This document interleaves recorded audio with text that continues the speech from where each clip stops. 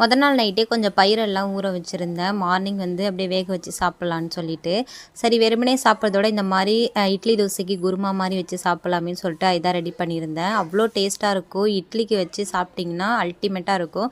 So அதுக்கு தேவையான வெங்காயம், தக்காளி, பச்சை மிளகாய், இஞ்சி பூண்டு பேஸ்ட்டு, கருவேப்பிலை கொஞ்சம் இதெல்லாமே எடுத்து வச்சுட்டேன். இப்போ நான் குக்கரில் தான் செய்ய போகிறேன்றதால கொஞ்சமாக ஆயில் விட்டுட்டு சோம்பு மட்டும் போட்டு பொரிஞ்சதுக்கப்புறம் நம்ம கட் பண்ணி வச்சுருக்க எல்லாமே போட்டு வதக்கி விட்டுற வேண்டியதுதான்.